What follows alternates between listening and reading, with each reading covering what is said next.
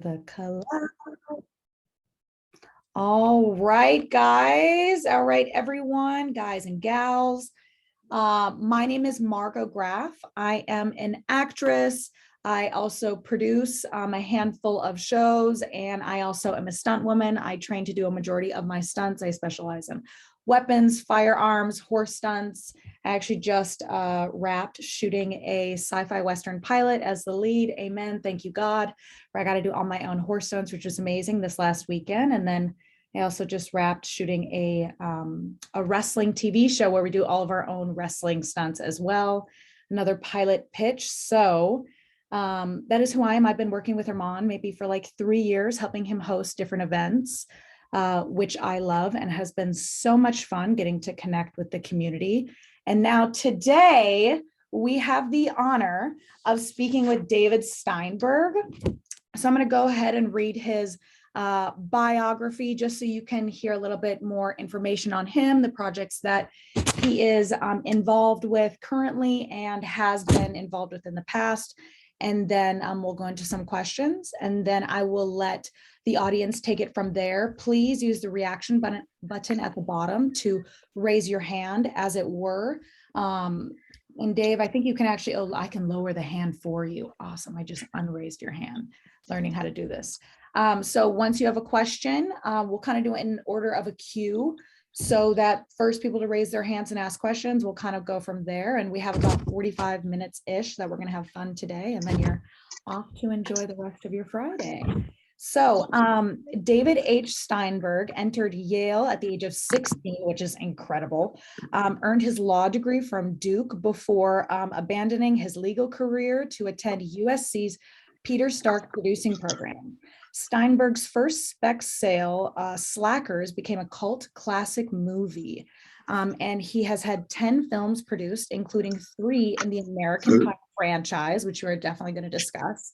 The DreamWorks animated feature Puss in Boots, and Disney's Tinkerbell and the Pixie Hollow Games.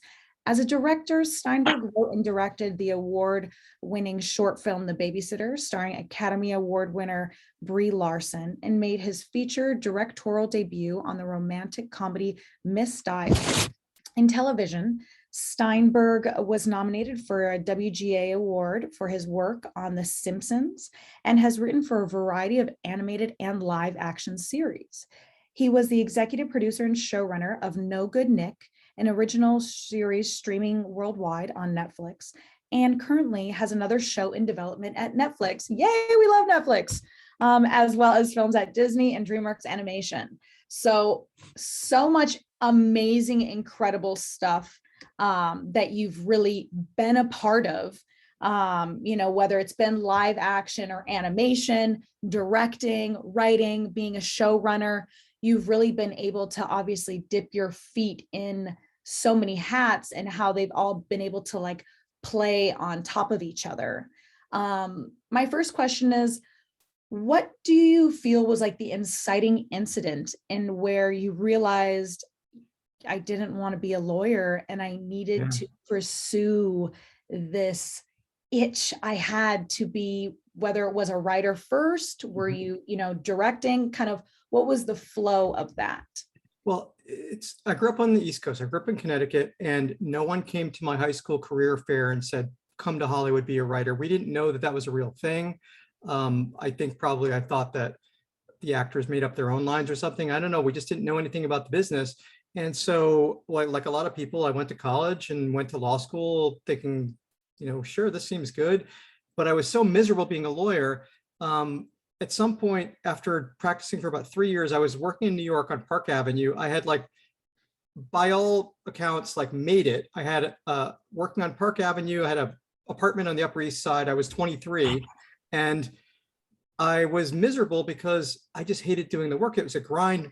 Working for big firms, this is not very fulfilling. And the only way I coped with it, because I was very immature, is that I would figure out ways to avoid doing work. So I would walk along the office with a bunch of papers, and I would go down, and it was such a huge office that you could go the whole way. Then I'd make a right turn, and no one's following you. No one knows where you're going. And then I'd make another turn, go back to my office. And I was just walking in circles. So that was like 15 minutes of my time. I do that 4 times a day. That was an hour. That's just how I coped with the incredibly boring job. And so I would like leave early, leave a coat on the chair, try to trick people into thinking I was silly. I had all these scams worked out. And I was wondering, like, are they going to fire me? Am I going to lose my job? But a friend of mine from college who grew up in LA said, you know, you should go to LA and be a producer. Because I was starting to do intellectual property law. I was like, you should be a producer. And I was like, that sounds great. I don't know what that is, but it sounds great.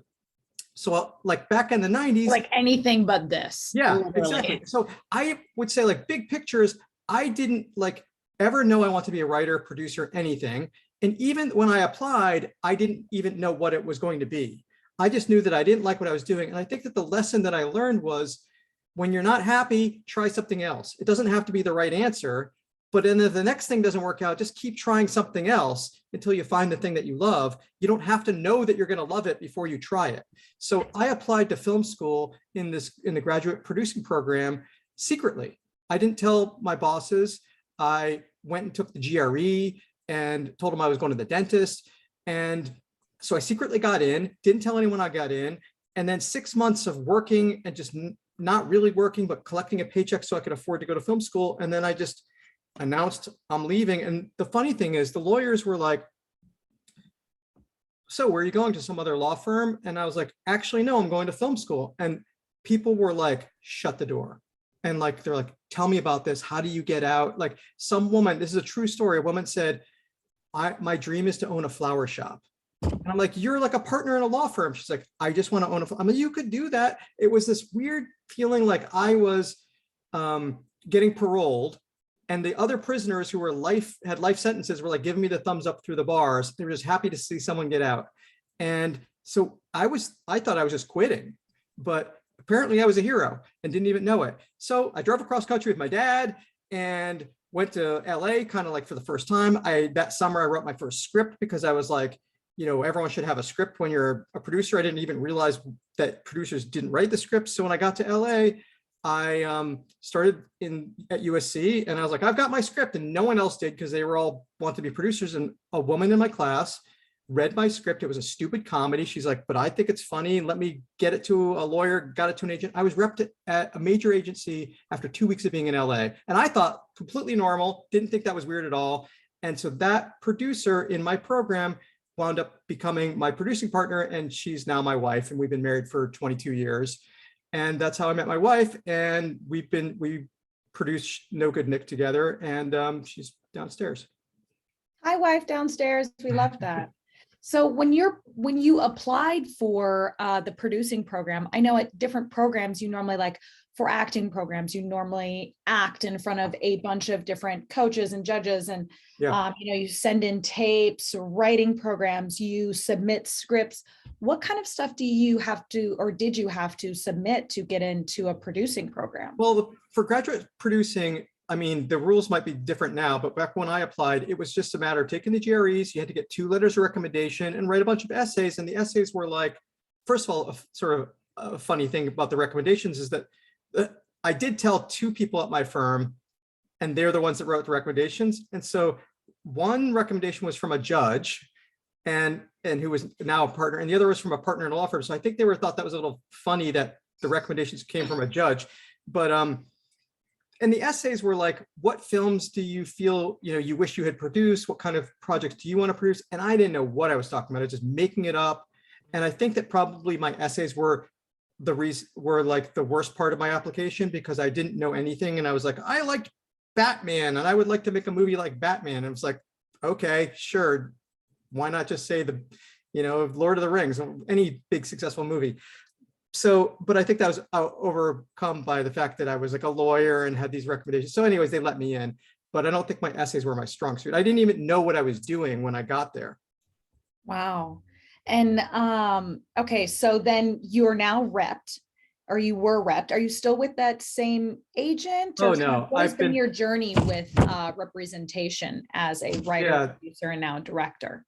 Yeah, the agencies come and go, because especially in the beginning of your career, when you're just starting out, you'll find that agents don't have a lot of time to spend on new clients. Most agents are like you got a script, I'll see if I can sell it. I don't have time to talk to you. And you get into this sort of situation where you feel like they're doing you a huge favor and you're like, I don't want to bother you, but could you maybe return my phone call like a month later? And like, could you answer this one question? And you feel like you're not worthy of their time and they treat you like shit. And so that didn't last long, that particular agent. So I went from Paradigm to APA. I've probably been at, I don't know, 10 agencies in the last 20 years because, for various reasons, agents quit and move on. They just, the truth is that agents tend to be very excited about new clients for about 6 months. That's about it. And then you stay with them for another 3 to 5 years. And you're like, you spend 6 months with them doing a great job, sending you on meetings and whatever. And then you spend 3 years figuring out how to fire them. Managers are a different story. Managers are much more hands-on. And I've had 3 managers in my career. So you tend to stick with longer because they're, talking to you more often. And the difference is that they have much fewer clients. So a manager might have 12 clients, whereas an agent might have 80. But, when I was at Paradigm, it was only while I was in film school, and I was going on a couple meetings here and there. And the problem with that script, the one script I had written, is that it was a Chris Farley vehicle, which sort of tells you how old I am. He was alive. And then he died. And in the middle of the process, he passed away, unfortunately. And it was a vehicle for someone, who looked like Chris Farley, and no one ever came to replace him in the world of comedy with that kind of physicality. So the project basically died. And I think that's when she lost interest. So it wasn't until I wrote another script and a third script that my third script was Slackers. And that's when I moved from Paradigm to an assistant at Paradigm, got promoted to be an agent at APA. He became my new agent, and he's the one that sold Slackers. Wow. So you've worked on the American Pie franchise. You've written 3 of the films within that American Pie franchise. I know obviously comedy changes throughout the years. And, now I'm sure, writing some of the stuff that you could get away with or write about back when the American Pie franchise started, comedy and being PC, all that stuff has really changed. What is it like writing comedy as, I would say times change and it becomes a little bit more sensitive to write different jokes or write in different tones? Yeah, I mean, you're absolutely right. Those movies, especially with raunchier comedies, for sure. Yeah. And to be completely honest, those movies do not hold up. And I didn't write the first one, but I did write the second one, and I wrote 2 of the other ones. And if you go back and watch that movie, you're just gonna be like, wow, this is like totally, I mean, it might still be funny, but it's like, I think the fundamental premise of a teen sex comedy is in itself sort of problematic, because back in the 80s and 90s, it was always about, from the male point of view, no one cared at all about representing what the woman thinks. And it was like, how can these guys have sex with these women who are objects of their desire? And it was just, they were trophies to be won. And no one ever questioned that as a point of view. And even the original American Pie movie, that's what it is. And we now realize that it was, the world has evolved, that is idiotic. And so those movies have a stupid premise. And I think that you can see the evolution of the teen sex comedy when they started doing them from the female point of view with Easy A and Book Smart, and those kind of movies are like, oh, women have a point of view too. And of course, ever since I've been a writing partners with my wife, I have, evolved in my writing and become, more aware of like how to write female characters and whatnot. And I knew when it was the end of that era in a good way was when I wrote the last movie. Was originally called American Pie East Great Falls. And that I wrote that in 2010. And it didn't get made. And it was about 4 guys that all fall in love with the same woman. And it was perfectly adequate premise. And whatever, they're friends and they fight with each other because they're all in love with the same person. Okay. So cut to 2019. And I had just produced my series on Netflix, and I got a phone call from one of the actors saying, oh, I'm going into audition for your movie. And I'm like, what movie? I haven't written a movie in years. I'm a TV writer now. And he's like, oh, American Pie Girls Rules. I'm like, I've never written anything called American Pie Girls. I don't even know what that is. And he sends me the script and it says my name on it. So I call up Universal and I'm like, did I write a movie called American Pie Girls Rules? And they said, oh yeah, we changed the title. I stopped writing. I wrote the last draft in 2010. They're like, we hired another writer and then another writer, and they changed the genders. And now it's about 4 women that all fall in love with the same guy. I'm like, oh, okay. Well, I guess that makes sense. That's a fun idea. And they made that movie. And, aside from, obviously they changed a lot and I wound up sharing credit with the last writer, but I was like totally supportive. I'm like, if we had thought of that in 2010, that would have been a smart idea. But yes, 4 women point of view it's the 9th American Pie movie overall, and the first one to ever be about the women. And it took 20 years, literally, because the first movie came out in 99. So in 2019, the 9th movie came out, and it was the only one that ever had women protagonists and a female Stifler. Wow. Crazy. I mean, now I really feel like they are trying to change a lot of the genders and almost kind of do the same stories, but change it from a female perspective.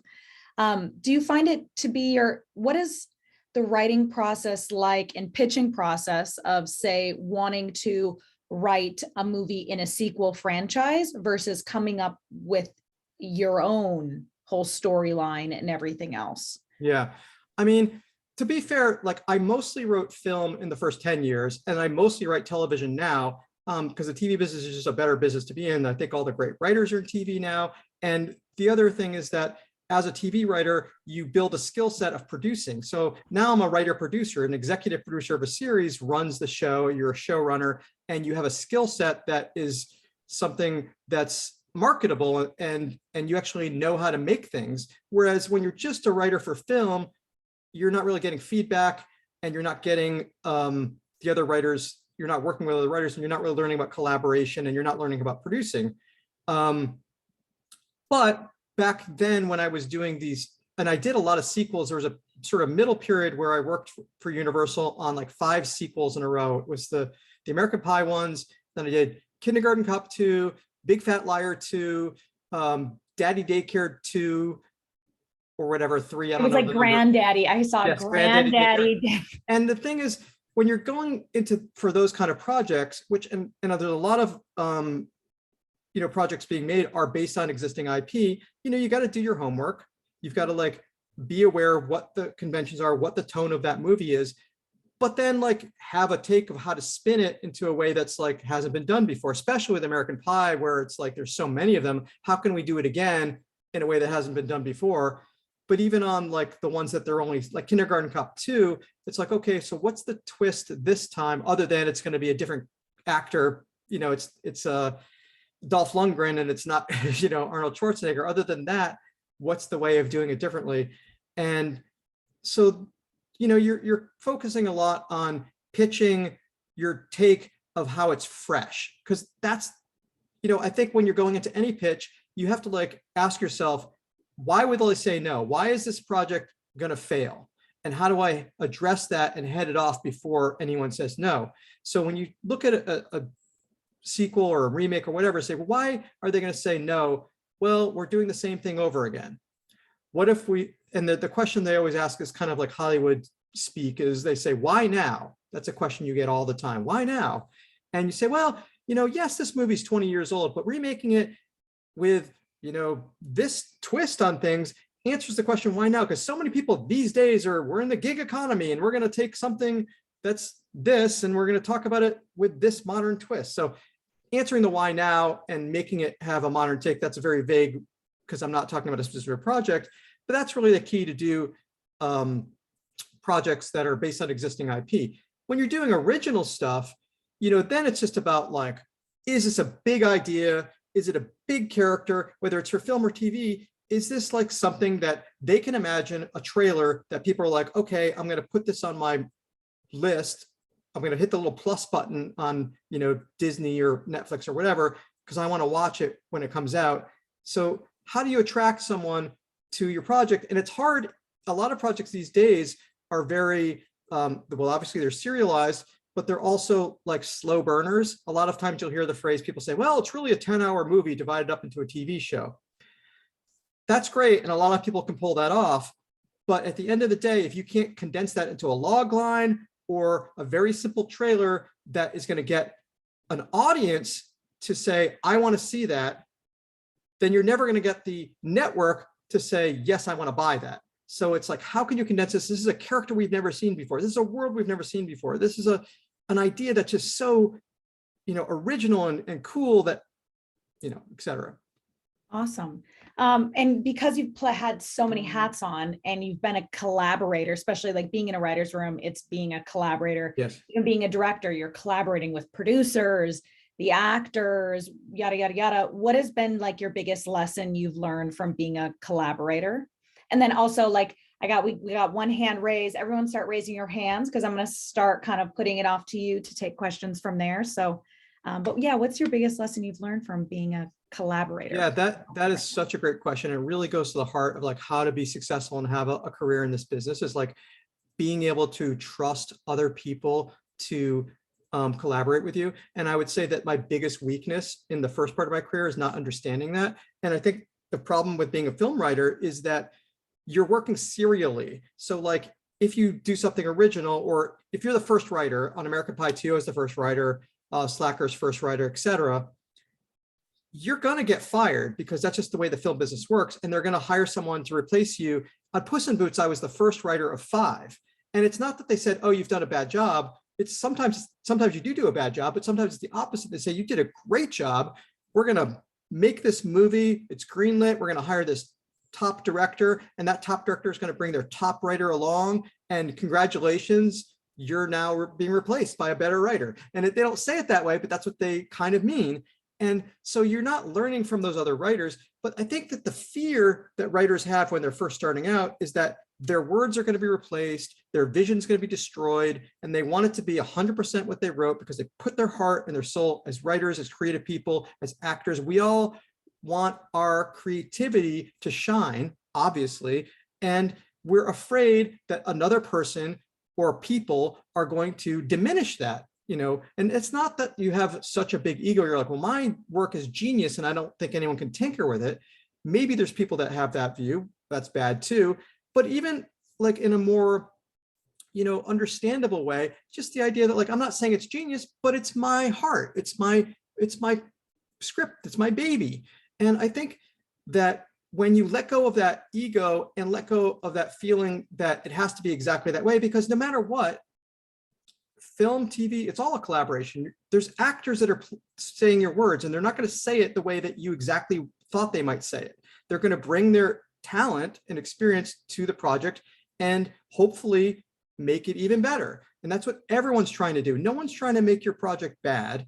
And it's from the costume department to the cast to the direction, everyone, the editor, they're all trying to like use their skill set to make it great. And that doesn't diminish you. And even if at the end of the day, I always ask people on Twitter, like, well, suppose you had your script made and it was 85% the way you wrote it. You'd be pretty happy, right? Yeah, of course you'd be happy. What if it was 50%? Well, not as many people. What if it was 33%? Would you say, no, I don't want this made if it's going to be 33% yours? And a lot of people are like, well, I would rather have them not make it if it was only going to be a third mine. And I'm like, well, you're in the wrong business, because that's a lot of stuff. When I wrote The Simpsons, I think the final script, I don't know, there's no way to determine. It was probably like 20% what I wrote, because it's a massive writer's room. And these are people that have been doing it for decades and they're amazing at what they do. And they just like rewrite you. That's just the way it works, man. And like, if you're like afraid, and I think the other thing I'll say is that if you have your baby, then you're very protective of your baby. But you have to pretend it's like the olden days, medieval times, even the 19th century. You got to have like 13 babies because some of them are going to die in childbirth. And that's maybe not the nicest way to say it, but you need to be less in love with every one of your children and more accepting of the fact that some of them die and some of them, get whatever. I'm not going to get into gory details, but when you write a lot of different things, you can you can love your project, but emotionally detached enough to let the collaboration do its work. And when you're a TV writer, you learn that from day one. That's why TV is a better business, because you're in a room with a bunch of people, and then your fears overcome by people being good and saying like, oh, that's great, but what about this? And you go, yeah, that's actually better. And as soon as you are in a room where someone takes something you wrote and they pitch something that's better, that's when I think you let go of the process, and you let go of the ego, and you give into the process, say, hey, they're just trying, it's still going to have my name on it. It's like you, at the end, when the thing You comes can't out, make banana bread with only bananas. yeah. And the funny thing is that when it comes out, your brain doesn't even remember what you wrote and what the other person wrote. It's like people come up to me all the time and it's like, oh, American Pie 2, I love this scene. I'm like, I don't even remember if I wrote that scene because it's so long ago and I've written so many things. And like on No Good Nick, I don't know which person wrote which joke. And so I just pretend it's all me and no one cares. And so that's like a process of maturity, of being able to collaborate with people, that is so important in this process to be able to master. Otherwise, you're just going to shoot yourself in the foot, and people aren't going to want to work with you, and your career is going to be very short if you even have a career at all. Yeah, I love that. We'll go into the questions. Vikrant, is that how I say it? Yes, Vikrant, you got it right. Vikrant, amazing. You'll go first, and then it's Greg Lewis, and then Greg Voigt. We'll go from there. All right. All right. Thanks, Margot. Hi, Dave, and thank you so much for doing this. So my name is Vic. I'm actually a composer here in Los Angeles. I've been doing it for the past over 8 years now. And one of my favorite things about my job is I get to help filmmakers and storytellers tell their stories and bring their stories to life. Now I know that when you're working on film projects, usually for me, the main point of contact is basically the director and the producer. I know we don't get to talk a whole lot with the writers normally, but now that you're now writing and executive producing your own television show, I'm wondering if you've been able to have conversations with the composer of your show, and do you think about the music while you're writing? Does music play in your head when you're writing your show? Yeah, that's a great question, and I absolutely do. I'm very into music. I don't know how to write music. I'm not a composer myself, but I listen to music every day while I'm on my walks. I like build the theme songs in my head of like this actor or this character that I'm writing on a project. Whenever that song comes up, like, oh, that's her theme song. And so I'm constantly thinking about like how to score my own writing. Of course, I'm not going to score it myself. So you're right that when working on a film, I work with composers as a director, but the more fun part is when you're doing it as an executive producer and you're working with a composer, and you have in mind, and it's a real example of this collaboration that I'm talking about. You have in mind some ideas for music cues or needle drops that you want to like put but spotting is the most fun part for me working with a composer, because you're going through and spotting. If people don't know, obviously but as you're going through it scene by scene and saying, do we need music here? Do we need music here? You're spotting where the music goes. And a lot of times the composer we work with will say like, you don't need it there. The scene works. It's fine. We don't, or maybe just we need to put a little underscore on here. So spotting is really interesting. But also the amazing ideas that come out of working with a composer always surprise me. I guess I shouldn't be surprised that people are incredibly talented, but they come back and go, oh my God, the scene wouldn't have worked without that amazing piece of music under it, or that needle drop, or the band that they found that I never heard of that they put in there. And so composers do so much creative work to make, and you don't even notice it. A lot of people, especially if you listen to if you're watching a 1 hour drama, you don't necessarily notice how much music is in there because you're just in the moment, especially like action sequences, but even like dramatic tense scenes. There's so much score that if you're not noticing it, that's probably like mission accomplished for a composer a lot of times. But they're really like plussing the scenes, and we work with them pretty closely. But also we have the composer we work with, we did 20 episodes together. So we kind of have a shorthand where he'd be like, here's 3 stings, just A, B, or C, which one do you like? And you can say, I don't like any of them. Can you give me another one? But usually it's just like A, B, B, A. And it's like, because they know what you like as you work together, and it gets to be a really cool process. Yeah, it's kind of one of the weird things with just music and sound in general. If people don't notice it, that means you did our job. Absolutely. Yeah. Thank you so much, Dave. Sure. Sorry, and then Greg Lewis. Sorry, I think I Oh. accidentally lowered your hand first, but Greg Lewis and then Greg Voigt. Okay, well, what I wanted to say is good evening. It's nice. I mean, good afternoon. Nice to meet you. 'Cause I'm in California right now, and what I wanted to say is that I wrote a script, and I even got I paid a producer, paid about $600 or so to read it, and she really liked it, and she recommended for Apple's and or Netflix or something, and so where I'm at now, I really don't know what to do. I mean, I might just turn it into a play, but can you give me some suggestions? What can be done? Sure. Well, I think first of all, you need to get some people on your team. Everyone needs help to, get advice on how to get projects into the right hands.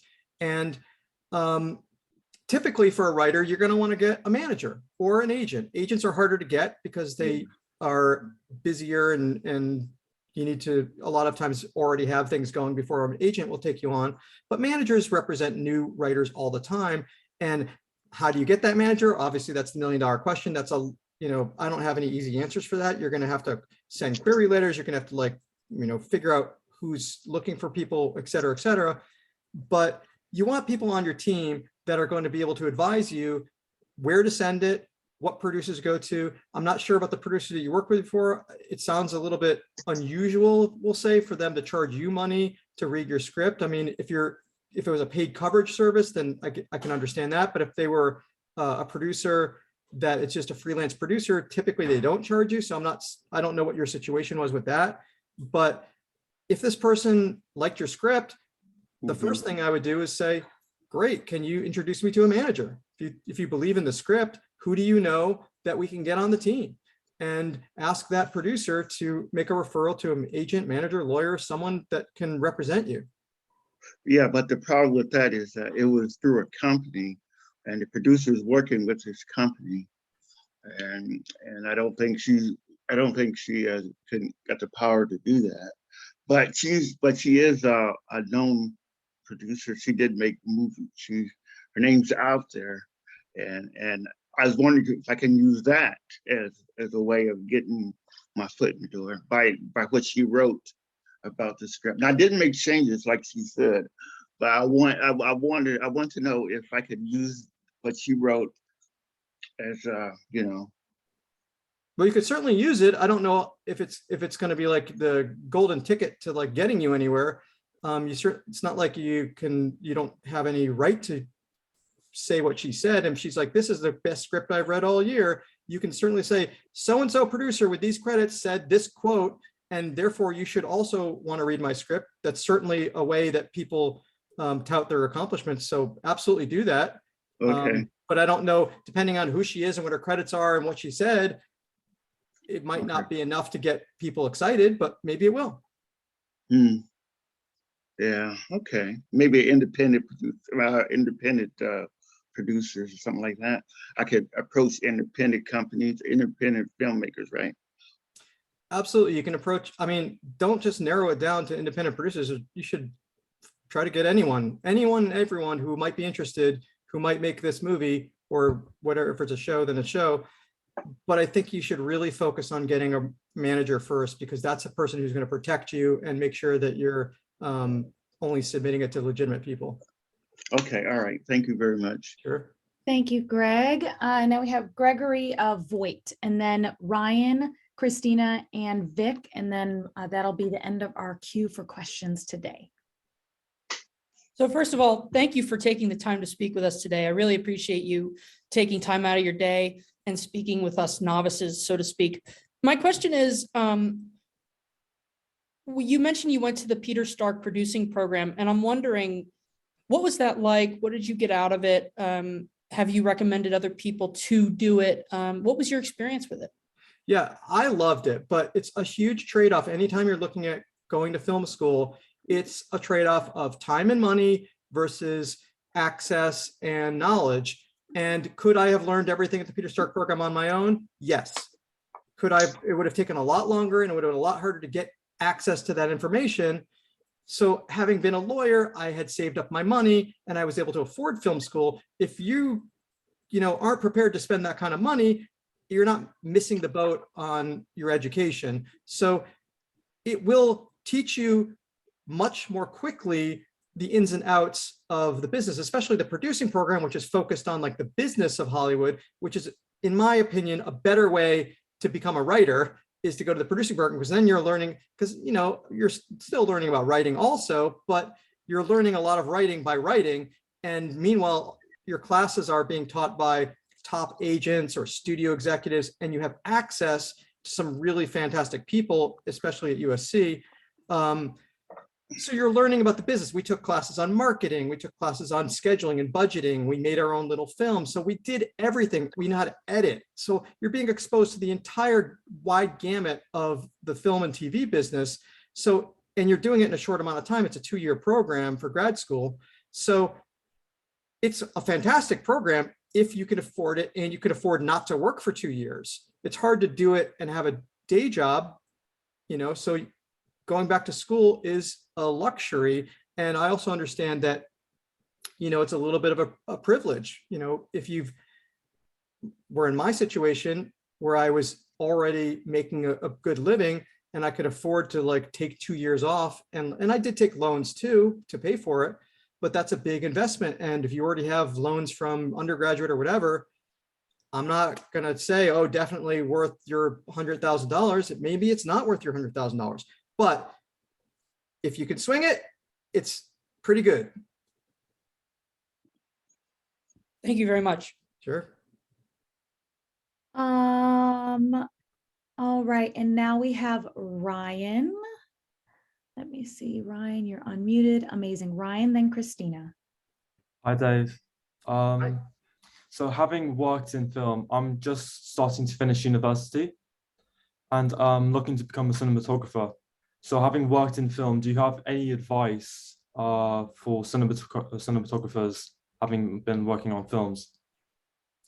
Well, I've worked with a few cinematographers. They always have amazing reels. I think it's when you're a cinematographer, it's about just going out there and shooting a ton of footage in different media, because you can be making like, you can work on a student film. You could be working on a pilot for a show. You might be, depending on whether your focus is on more dramatic things or comedic or whatever, but having a wide array of samples that you could put together into a really compelling reel. All the cinematographers I know have these fantastic packages, they're all cut together, really slickly edited with, set to great music score and just showing their wide range. And so if you've maybe shot some music videos, one thing I would always recommend to cinematographers is to partner with some up and coming bands. If you know some bands that are like, that you love their music, and say, hey, let me work with you. We'll shoot some, we'll shoot a music video for your song and we'll do it for no money. But then it's like, you have to put your creative hat on. Like, how can I make this look amazing for no money using all the tools and tricks I've learned to really showcase your talent, but also their song. And so that's kind of a cool thing. I directed a music video. I did that as a director when I was first starting out in directing. And it's just a great way to learn, because the thing about a music video is that there's no rules. It can be anything. It can be narrative, or it can be completely off the wall, just like, quick cuts of everything and like just psychedelic. So it's really going to be an opportunity to showcase what your style is. Now, you want to have a big portfolio of other things as well. But I think for cinematography, it's all about having that really slick reel. And then once you have it, like anything in this business, whether you're writing, directing, cinematography, composing, whatever, it's having something really cool that showcases your talent and then getting it out there so people see it. So that's going to be a function of creating a community of people who are either at your level, starting out as well, who are like supporting each other and getting your name out there is like, this is a really great person. I love working with Ryan. Check out his reel, and like, getting it so that it gets into the hands of people who can hire you. Okay, thank you. Sure. All right, now we have Christina. I just asked you to unmute. Okay, perfect, awesome. Okay. Hello, hi, my name is Christina Davis Whitlow. My question is, I am an independent filmmaker transitioning into television. And one of my question is what do you feel like is the biggest hurdle and or set of skills that is required to move in from producing in film into television? And just to let you know, the show concept that I have currently that I'm working on is more like a docuseries type of show. So do you have any insight or feedback on what I should be doing first, beyond the fact of obviously of, put the show together and casting and that whole thing? Just any advice on transition skill set and what I would need to do to kind of like transition into that space? Well, I mean, I think the biggest asset for, I assume we're talking about a non-writing producer here because you're not writing the material yourself. I'm not writing it myself, but I have like I've done the treatment for it. And so, I put together some of the show concepts like, episode wise, but I haven't done all the, so it's an unscripted kind of docuseries. So the most important thing for a producer in your situation is going to be the relationships that you have with people who can buy, right? And that's a tall order. I understand that. But if I'm a writer and I'm like, okay, why do I want to work with Christina? Because the thing with producers in television is that there's this layer of producers that have overall deals. So sometimes they're writer producers, they're showrunners, and they get an overall deal at say 20th Television or wherever. And so they're generating their own content, but sometimes they're non-writing producers that have big overall deals, it could be at Netflix or wherever. And that is their home studio that's going to buy the things that they produce. So when you don't have an overall deal, and I don't have an overall deal, and you don't have an overall deal, you're competing against these people that have built-in, they're called pods, producing overall deal, POD. Okay. And if you're competing against people who have a deal at Netflix, what are you bringing to the table to that writer besides your talent and your ideas and you're being incredibly smart and whatever? We assume all that. Right. So great. So you've turned their project that was pretty good. Now it's amazing because of your contribution. You've done your job. Now what? So it's a function of relationships where you can say, okay, well, let me call my friend at HBO Docs, or let me call so-and-so. And you're like hustling. If it wasn't a pandemic, I would be saying, you're having drinks every night with some network executives and agents, and you go, oh, let me see if I can call CAA. This would be perfect for so-and-so because I know this person and they can get it to so-and-so. So, I mean, having that breadth of relationships with people who respect you as someone who's adding value to the projects is the greatest asset you can have. So it's about fostering those relationships by showing them things that you've done in the past. Either if it's a new relationship, saying, hey, I understand the pandemic, but like, again, normally you'd be like, let's go out and have drinks or breakfast. Like lunch is like a little bit of a premier event, but like breakfast and drinks is like, you'd be having, and it's a lot of work, but I hate to use the word Rolodex because it shows how old I am, but your Rolodex is your biggest asset for being a producer in television, because until you have that overall deal where you're like, well, I'm just going to bring it to Netflix because that's where my office is. You're competing against the people who have an office in the Netflix building for these shows. So you really need to be able to say, hey, if you go with them, they're only going to bring it to Netflix because that's what the deal is. You go with me, we can take it everywhere, and I know everyone. So that's the goal. Okay, thank you. I appreciate that. Yeah, I took some notes. I appreciate that. All right, cool. All right, and now we have Vic. All right, I just asked you to unmute. Okay, perfect. Hey Dave, how's it going? Thank you so much for your time today. Learned a lot. Super great stuff. My question was on your creative aspect when writing scripts. Do you write your scripts with people in mind, or like specific actors in the industry, or do you just kind of create a story and then rely on the casting director to fill those roles? Yeah, that's a great question. And it's both. Sometimes it's one, sometimes it's the other. I'll give you an example. I'm working on a film project right now that when we wrote it from day one, we were like, okay, this is it's a buddy comedy with two women. And we're like, this is who that one is. And this is who that one is. And we're like, we didn't name it them because that would have been cheesy, but we're like 100%. And it helps you get into a voice because you're not, obviously the actor is going to like become your character, but to the extent that you can like make the character that actor, it helps you develop that character in a lot of ways that you obviously fill it in and make it three-dimensional, make it your own. But if you have an actor's voice in your head, that is really helpful in building that character. Now, that was a film project. And I'm not saying it's a distinction between film and television, but often in television, we're not doing that at all. We're just like creating the character out of nowhere. And it's like, whoever you get, who you get. I don't know who this is going to be. And maybe the casting director surprise you. You might have some types in mind. Oh, it could be this person that's like this or like that or whatever, or a character from another movie. So, oh, it's Charlize Theron in, this movie in whatever, or some action thing. But you might have a specific character, a specific actor from a specific role in mind. But still, I would say mostly in television, you're not really focused on the actors because, and maybe this is the reason now that I'm talking about it, is that in film, the actor attachments are so important for getting it made that a lot of times a studio won't make a movie unless they have the so-called A-list actor attached, and getting it made at a studio with an actor who's not A-list is harder. So that being the case, you're thinking, well, who's A-list while you're writing it, because you know that's the only way to get it made. Television, the old saying from the olden days, from whatever, I don't know, it's probably 50 years old, is that television makes stars. So film, I don't know the first part of it, I'm saying it wrong, but something like film, you have to be a star to be in a film, but TV makes the stars.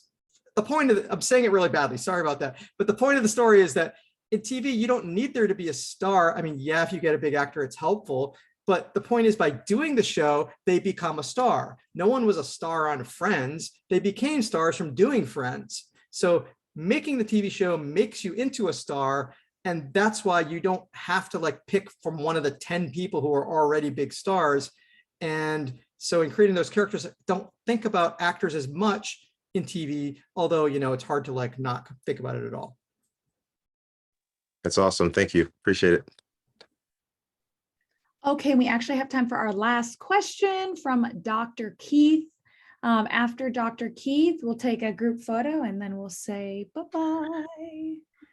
Okay, Dr. Keith. Oh boy, last question. Got to make it important. Hi, Dave. Hi, what's your favorite ice cream? No. Blue, no, yellow. Ah! Okay, in episode 125 of The Simpsons. Okay, yeah, I don't remember who wrote that joke either. Okay, so first of all, it's great to meet you. I really dig the way that you are talking about television in terms of having the very practical and very tactical ways of getting things done.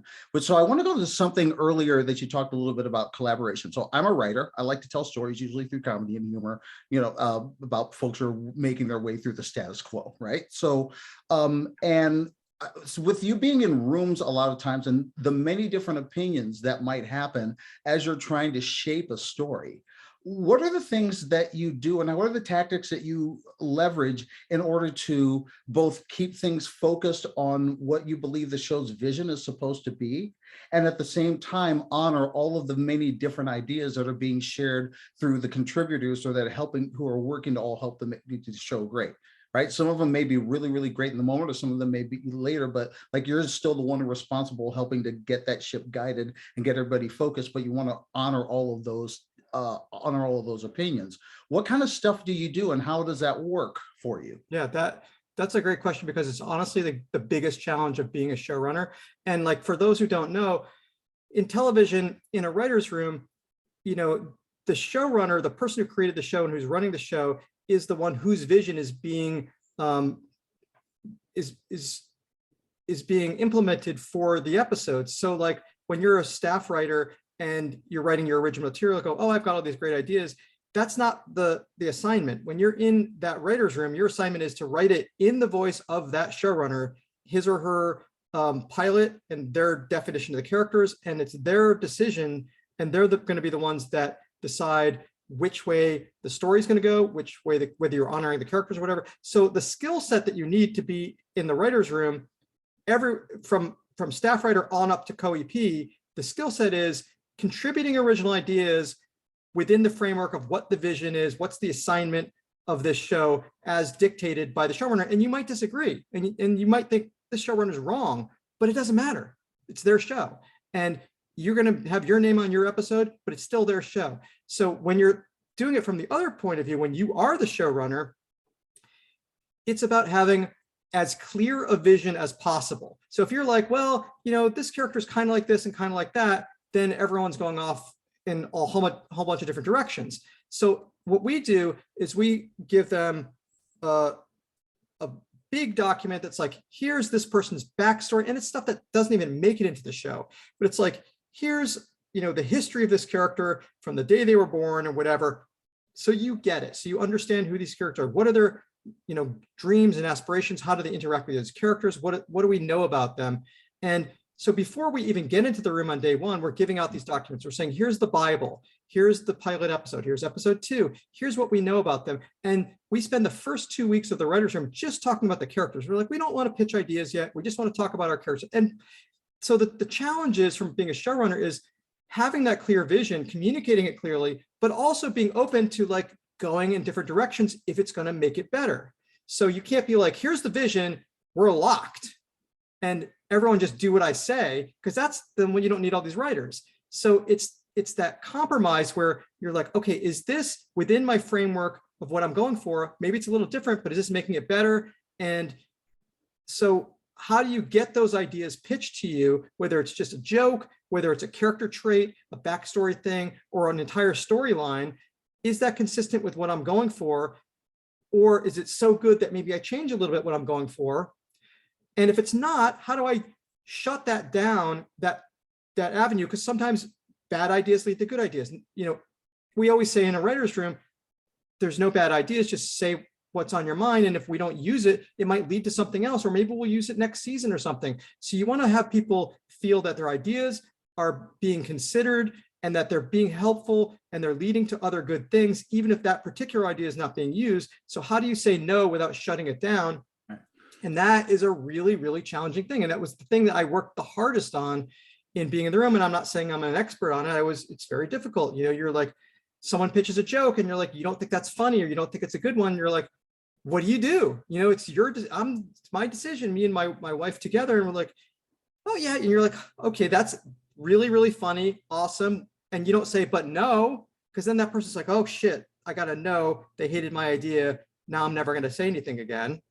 So there's like, and people with much more experience at show running are much better at this, but what you learn along the way is you say like, oh my God, so funny, or great idea. What else do we have? It's what else? It's yes and, not no. You never say no. You say, yes, that's really, really funny.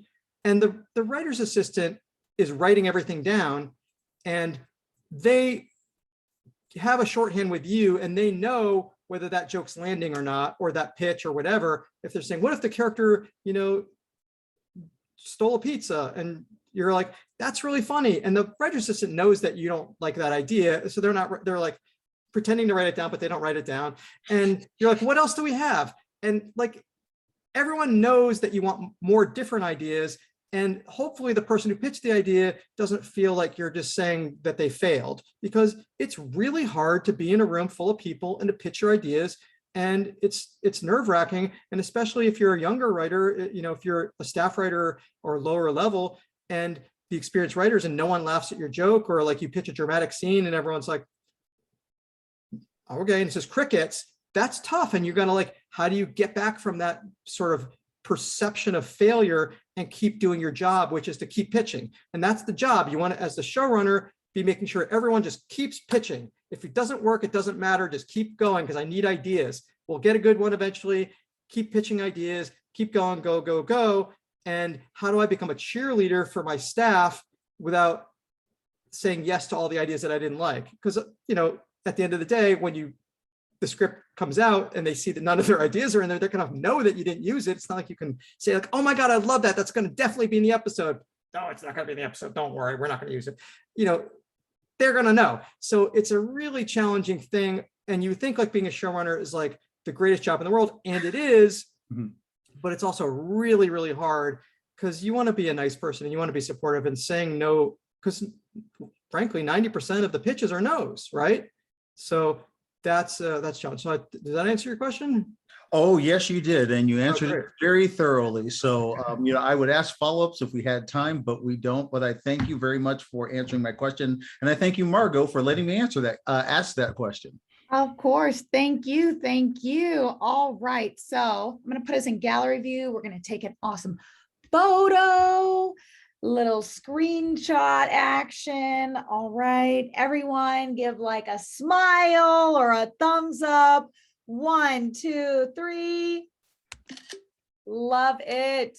Awesome. Well, thank you so much, David, for coming on and talking to us on Friday. Kicked off an awesome start to our weekend. Super excited.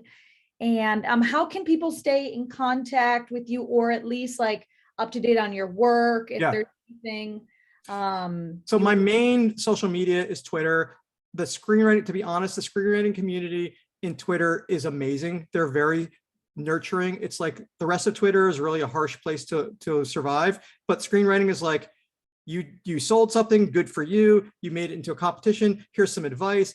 It's a really great community, and we have really been supporting each other. So my biggest social media is Twitter, and I'm at David H. Steinberg. You got to use the middle initial, even though I don't personally use it. So I'm David H. Steinberg. And that's where most of my advice, and I'm like constantly just like throwing out my thoughts and advice. And a lot of times what's fun for me is people will ask questions in forums like this, which I think are such fantastic questions that I will like, it'll make me think of something else. I don't want to spoil it when this comes out, and I'll be like, here's the answer that I gave, but it makes me think of something else, and I'll just pontificate about the business and whatever. And I've been really just trying to like pay it back. I always say that I wish I had a mentor when I was starting out, and I'm constantly doling out advice on Twitter. You can send me a DM on Twitter. I always answer them, and there's no charge. I'm not trying to promote anything. I'm not trying to sell you anything. I just believe in like giving back to the people, because I've been lucky in this business, and it takes talent, but it takes a hell of a lot of luck. And I feel like I've been lucky to have a career that's gone on for this many decades. And I want to give back to people and help them to not make the mistakes I made. Awesome. I love that. Well, thank you so much, David. I really appreciate that. I was just texting Erman. He was so excited that everyone got to have a good time and ask a bunch of questions. And we appreciate you. Happy Friday, and we'll see you on the next one. Thanks, guys. Bye, everyone.